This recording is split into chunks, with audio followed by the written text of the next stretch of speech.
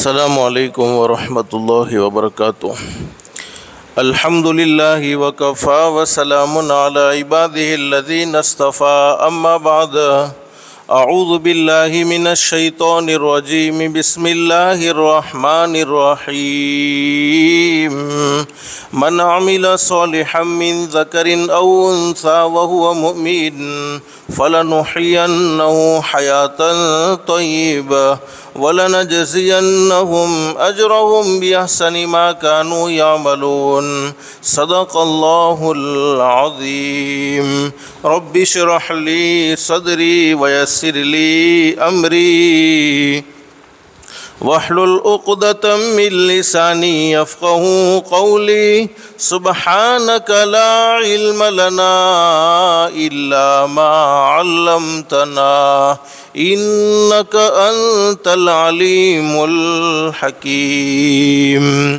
اللہم صلی علی محمد وعلی آل محمد کما صلیت علی ابراہیم وعلی آل ابراہیم انک حمید مجید۔ اللہم بارک علی محمد وعلی آل محمد کما بارکت علی ابراہیم وعلی آل ابراہیم انک حمید مجید۔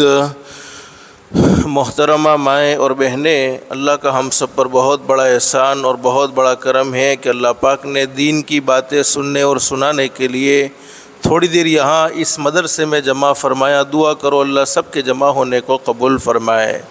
ماں بہنیں، حدیث شریف میں حضرت اقدس نبی کریم صلی اللہ علیہ وسلم کا سچا ارشاد علی ہے، جمعہ کے دن ایک گھڑی ایسی ہوتی ہے، اس گھڑی میں کوئی بندہ یا کوئی بندی اپنے پروردگار عالم سے جو بھی سوال کرے، شرط یہ ہے کہ سوال جائز ہونا چاہیے، ناجائز نہیں ہونا چاہیے۔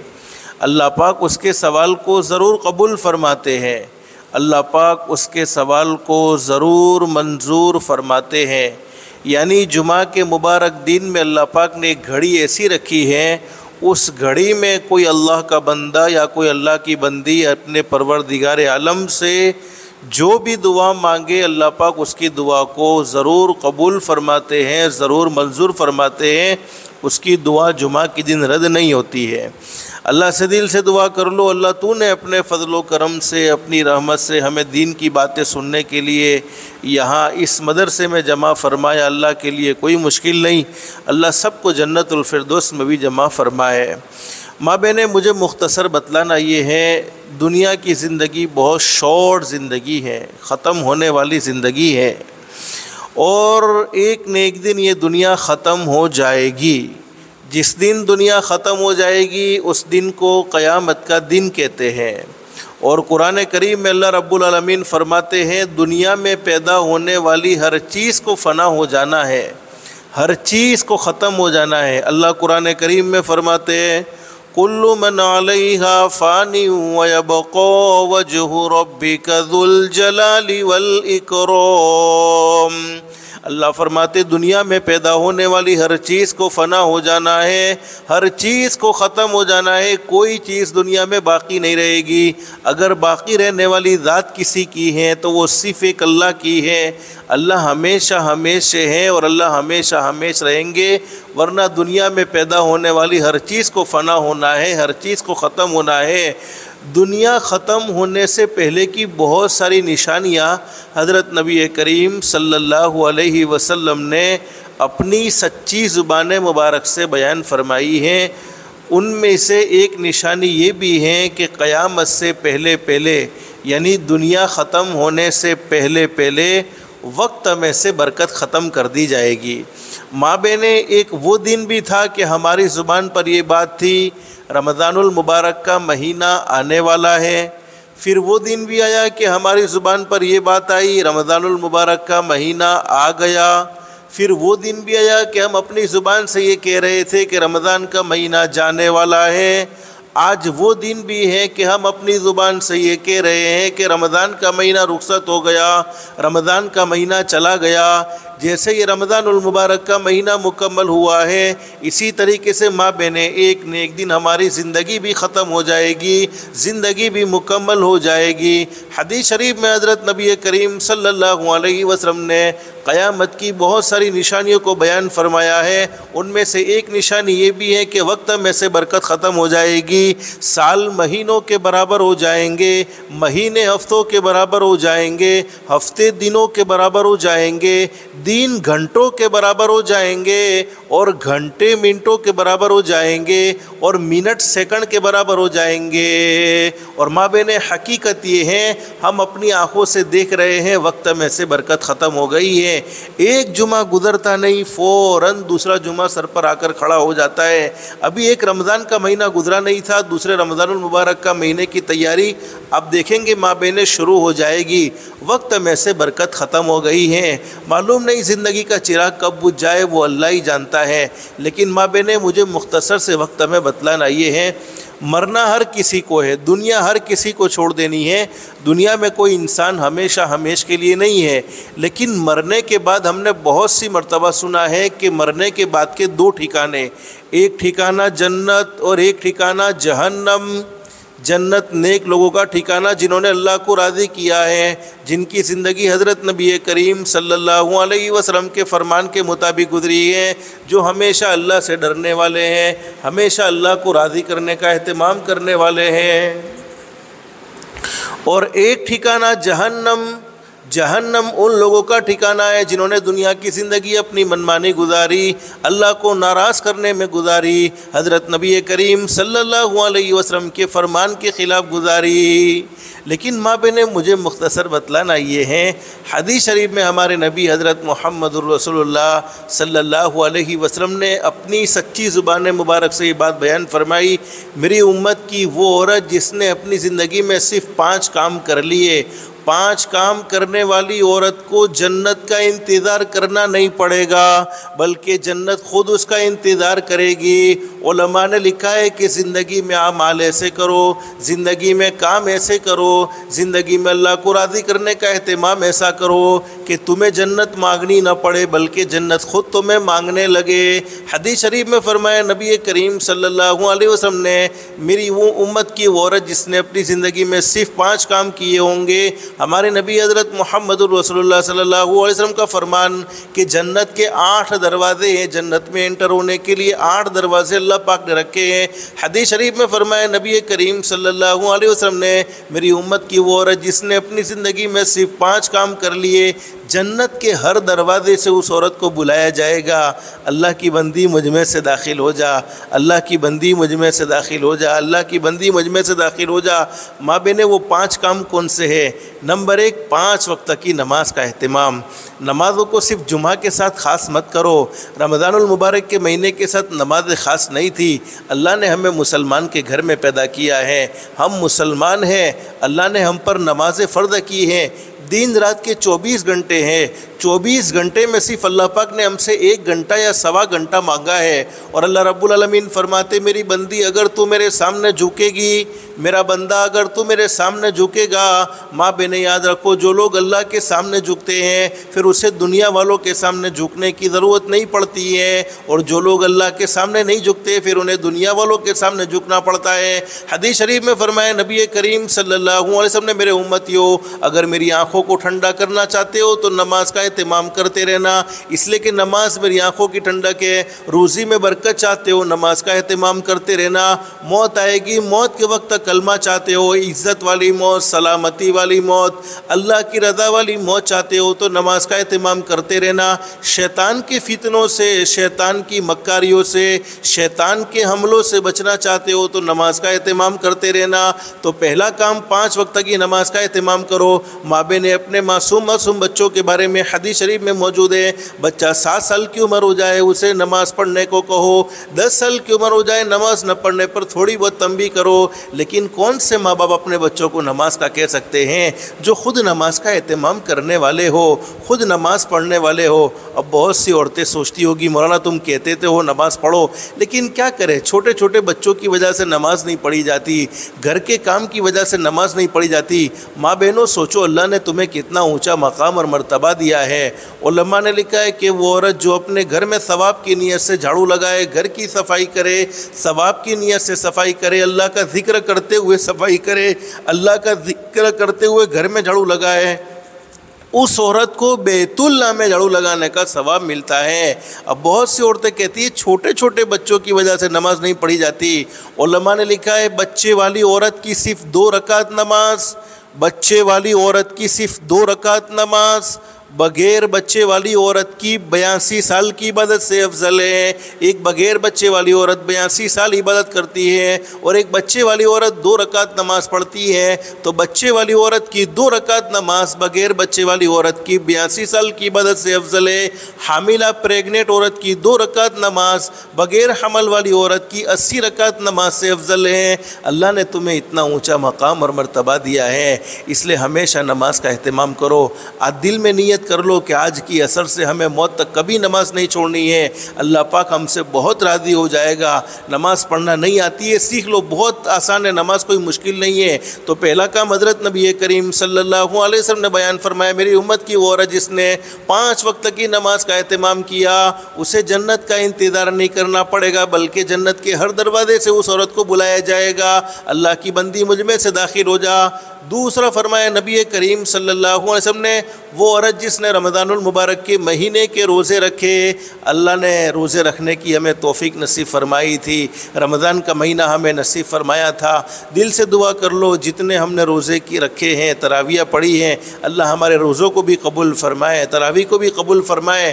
مجبوری کی وجہ سے روزے چھوٹے ہیں، رمضان کے بعد اس کی قضا کر سکتے ہیں، تو فرمایا کہ دوسرا کم روزہ رکھنے والی عورت، وہ عورت جس نے رمضان المبارک کے مہینے کے روزے اہتمام سے رکھے، کوئی شرعی مجبوری نہیں تھی، کوئی شرعی عذر نہیں تھا، اور روزہ چھوڑ دیا تو اس روزے کی تلافی تو پھر قیامت تک نہیں ہو سکتی ہے۔ لیکن اگر مجبوری میں روزہ چھوڑا ہے، شرعی عذر تھا، جیسے وہ دن جن میں نمازیں معاف ہو جاتی ہیں، روزے معاف ہو جاتے ہیں، البتہ نمازوں کی قضا نہیں کرنی ہوتی، لیکن روزے کی قضا ضرور کرنی ہوتی ہے۔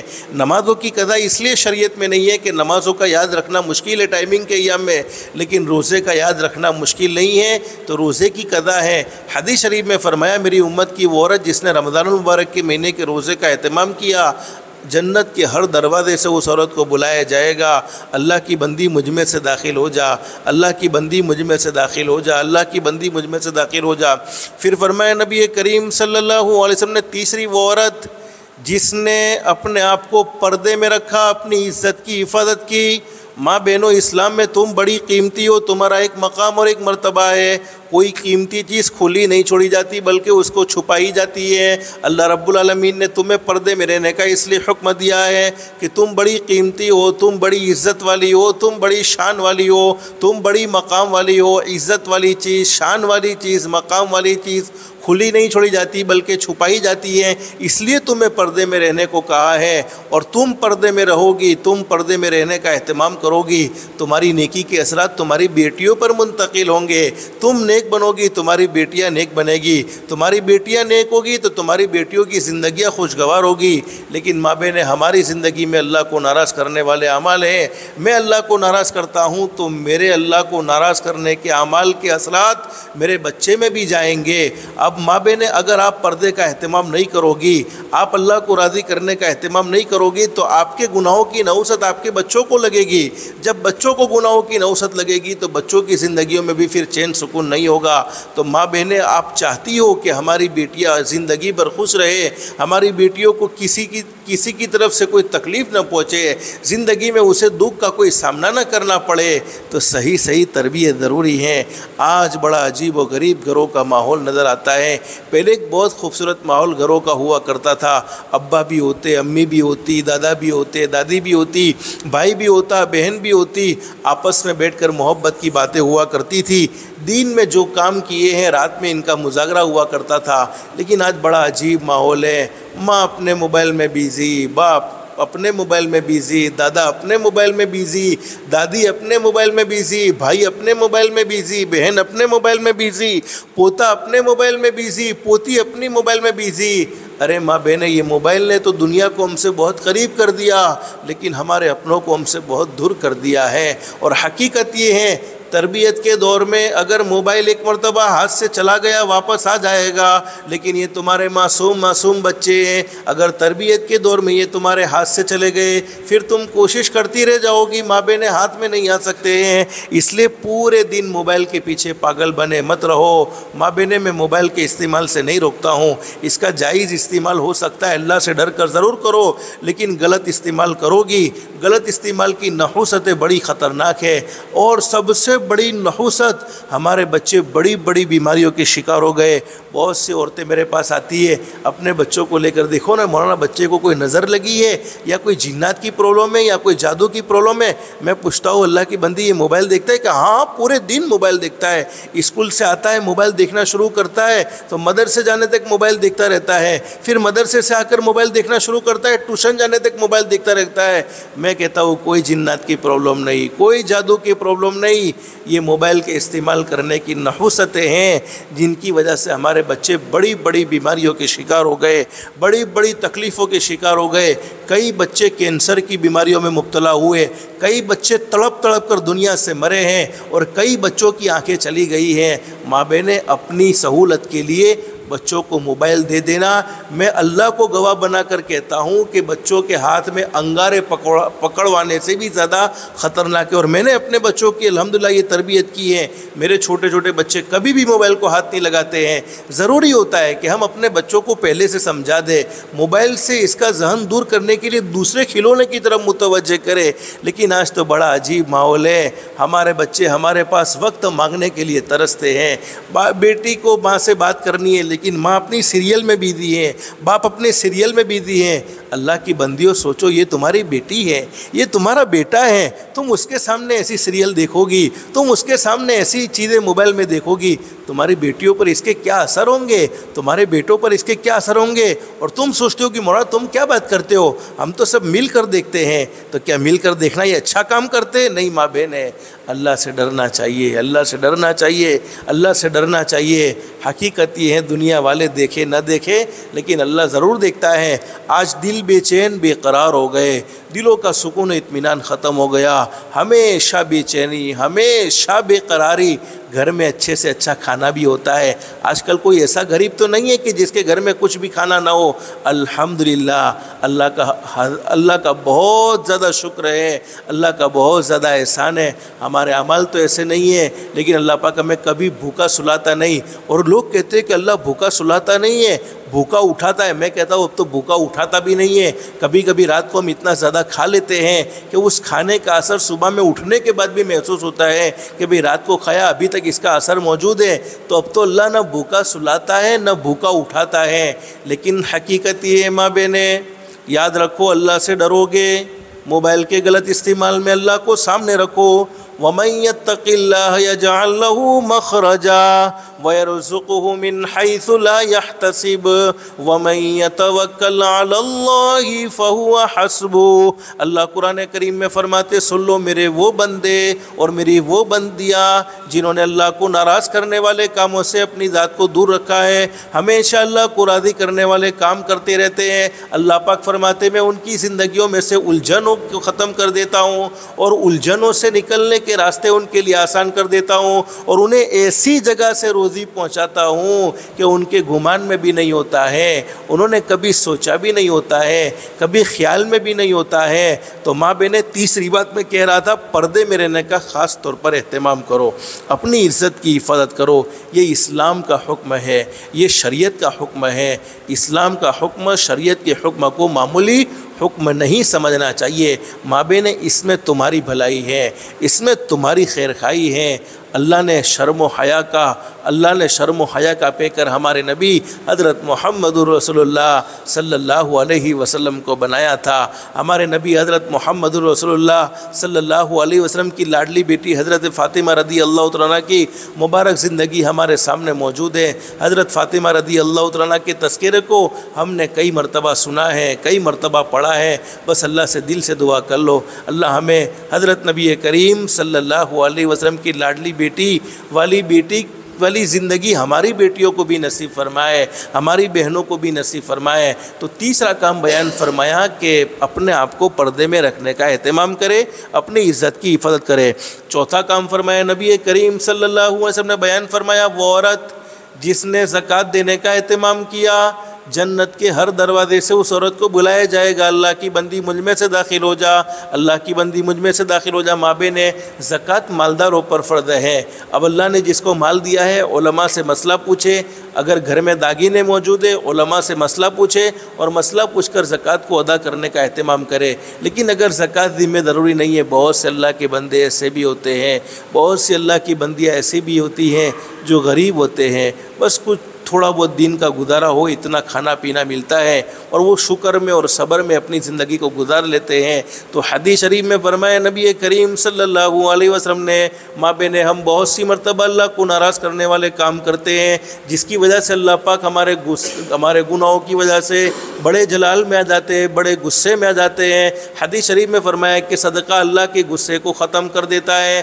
اللہ نے اگر تھوڑا بہت مال دیا ہے، تھوڑی بہت وسعت دی ہے تو غریبوں پر خرچ کرنے کا اہتمام کرو، نفلی صدقہ کرو جس کو ہم للہ رقم سے کہتے ہیں۔ للہ رقم سے تھوڑی بہت کسی کی مدد کرو گے، اللہ پاک کا غصہ ٹھنڈا ہو جائے گا۔ اور حدیث شریف میں فرمایا نبی کریم صلی اللہ علیہ وسلم نے، میرا وہ امتی جو اپنی حیثیت کے مطابق کچھ نہ کچھ دین میں صدقہ کرے یا کچھ نہ کچھ رات میں صدقہ کرے، صدقہ مطلب للہ رقم سے کسی کی مدد کرے۔ ہمارے نبی حضرت محمد الرسول اللہ صلی اللہ علیہ وسلم نے ارشاد فرمایا کہ اللہ پاک اسے 3 خطرناک تکلیفوں سے بچا لیں گے۔ نمبر 1 زہریلے جانور کے نقصان سے اسے بچا لیں گے، نمبر 2 دیوار یا چھت کے نیچے دب کر مرنے سے بچا لیں گے، اور نمبر 3 اچانک کی موت سے اللہ پاک اس کی حفاظت فرمائیں گے۔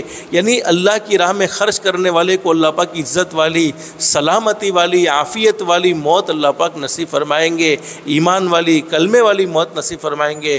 حدیث شریف میں موجود ایک صحابی نے حضرت نبی کریم صلی اللہ علیہ وسلم سے آ کر کہہ دیا، اللہ کے نبی مرنے سے بہت ڈر لگتا ہے، موت سے بہت ڈرتا ہوں۔ ہمارے نبی حضرت محمد رسول اللہ صلی اللہ علیہ وسلم نے فرمایا، اللہ کے بندے اللہ نے مال دیا ہو تو اللہ کی راہ میں خرچ کرنے کا اہتمام کرو، غریبوں کی مدد کرو، اللہ پاک موت کا ڈر تمہارے دل سے نکال دے گا۔ تو فرمایا چوتھا کام وہ عورت جس نے زکوٰۃ ادا کرنے کا اہتمام کیا، اور 5واں کام فرمایا نبی کریم صلی اللہ علیہ وسلم نے، وہ عورت جس نے اپنے شوہر کی فرما برداری کی، اپنے شوہر کی اطاعت کی۔ اب ماں بہنیں تم سوچتی ہوگی کہ ہم کیوں اپنے شوہر کی فرما برداری کریں، ان کو ہماری فرما برداری کرنی چاہیے، ہم کو کیوں ان کی فرما برداری کرنا؟ تو ماں بہنیں میں آپ کو کہتا ہوں کہ ابھی چونکہ باتیں آپ کے لیے اس لیے آپ کو حقوق سمجھائے جاتے ہیں، ورنہ مردوں کو عورتوں کے ساتھ کیسا رہنا ہے وہ باتیں ہم مسجد میں مردوں کے سامنے کرتے رہتے ہیں، لیکن اس وقت چونکہ آپ کو اس لیے کہا جاتا ہے کہ آپ کو مردوں کے ساتھ کیسا رہنا ہے۔ حدیث شریف میں فرمایا نبی کریم صلی اللہ علیہ وسلم نے، وہ عورت اس وقت تک اللہ کا حق ادا نہیں کر سکتی ہے جب تک کہ اپنے شوہر کا حق ادا نہ کر لے۔ ایک حدیث میں حضرت نبی کریم صلی اللہ علیہ وسلم کا فرمان موجود ہے، ہمارے آقا تاجدار مدینہ محمد رسول اللہ صلی اللہ علیہ وسلم تشریف فرمائے، صحابہ کرام بیٹھے ہوئے ہیں، ایک اونٹ حضرت نبی کریم صلی اللہ علیہ وسلم کی خدمت میں آ گیا اور اونٹ نے حضرت نبی کریم صلی اللہ علیہ وسلم کے سامنے آ کر جھکنا شروع کر دیا۔ صحابہ نے یہ منظر دیکھا تو صحابہ نے اللہ کے نبی سے اجازت مانگی، اللہ کے نبی یہ اونٹ آپ کو سجدہ کرتا ہے، یہ اونٹ آپ کو جھکتا ہے، اللہ کے نبی آپ ہمیں بھی اجازت دے دیجئے کہ ہم بھی آپ کے سامنے سجدہ کریں، ہم بھی آپ کے سامنے جھکیں۔ حضرت نبی کریم صلی اللہ علیہ وسلم نے صحابہ کرام سے فرمایا، نہیں نہیں، اللہ کے علاوہ کسی کے سامنے سجدہ کرنا جائز نہیں، اللہ کے علاوہ کسی کے سامنے جھکنا جائز نہیں، تم اپنے بھائی کا اکرام کرو، ان کی تعظیم کرو۔ لیکن ہمارے نبی نے کیا فرمایا کہ اگر میں اللہ کے علاوہ کسی کو سجدہ کرنے کی اجازت دیتا، اجازت دی نہیں ہے لیکن اجازت دیتا تو بیوی سے کہتا کہ اپنے شوہر کو سجدہ کرے۔ پھر ہمارے نبی حضرت محمد رسول اللہ صلی اللہ علیہ وسلم نے فرمایا، بیوی کے ذمے شوہر کا یہ حق ہے کہ اس کا شوہر اسے یوں کہہ دے، پیلے رنگ کے پہاڑ کو اٹھا کر، پہاڑ کا اٹھانا کسی کے بس کی بات نہیں ہے، لیکن ہمارے نبی نے حقوق سمجھائے ہیں کہ بیوی کے ذمے شوہر کا یہ حق ہے کہ شوہر یوں کہہ دے کہ پیلے رنگ کے پہاڑ کو اٹھا کر کالے رنگ کے پہاڑ کی جگہ پر رکھ دے، اور کالے رنگ کے پہاڑ کو اٹھا کر پیلے رنگ کی جگہ پر رکھ دے، تو عورت کے یعنی بیوی کے ذمے ضروری ہے کہ شوہر کا یہ حکم بھی مانے۔ تو ماں بہنیں یہ مختصر سے وقت میں نے 5 کام آپ کے سامنے ذکر کیے ہیں۔ آج کی مجلس میں نیت کر کے جاؤ، کبھی نماز کو نہیں چھوڑیں گے، ہمیشہ نماز کا اہتمام کریں گے۔ نماز پڑھو گے، اللہ کی ذات عالی سے امید ہے اللہ پاک زندگیوں میں سکون و اطمینان نصیب فرما دیں گے۔ بس جو بھی اللہ کا بندہ یا جو بھی اللہ کی بندی اپنی زندگی میں 2 کام کر لے، اس سے اچھا دنیا میں کوئی نہیں ہو سکتا۔ نمبر 1 5 وقت کی نماز، نمبر 2 اپنی ذات سے کسی کو دکھ نہ پہنچائے، کسی کو تکلیف نہ پہنچائے، کسی کے ساتھ اچھا سلوک نہیں کر سکتے اس کے ساتھ برا سلوک بھی نہیں کرنا چاہیے، کسی کو فائدہ نہیں پہنچا سکتے اس کو نقصان نہیں پہنچانا چاہیے، کسی کی اچھائی بیان نہیں کر سکتے تو اس کی برائی کو بھی بیان نہیں کرنا چاہیے۔ اگر یہ 2 کام ہماری زندگی میں ہیں، دنیا والے ہمیں اچھا سمجھے نہ سمجھے، پیدا کرنے والا اللہ کہے گا تم سے اچھا میرے نزدیک کوئی نہیں ہو سکتا ہے۔ بس اللہ سے دل سے دعا کر لو ماں بہنوں، اللہ پاک ہماری دنیا بھی بہتر سے بہتر بنائے، آخرت بھی بہتر سے بہتر بنائے، اللہ کے احکام کے مطابق حضرت نبی کریم صلی اللہ علیہ وسلم کے طریقے کے مطابق زندگی گزارنے کی توفیق و سعادت نصیب فرمائے۔ اللہ پاک ہم سب کو کہنے سننے سے زیادہ اخلاص، استخلاص اور استقامت کے ساتھ عمل کی توفیق نصیب فرمائے، آمین یا رب العالمین۔ وآخر دعوانا ان الحمد للہ رب العالمین۔ استغفر اللہ۔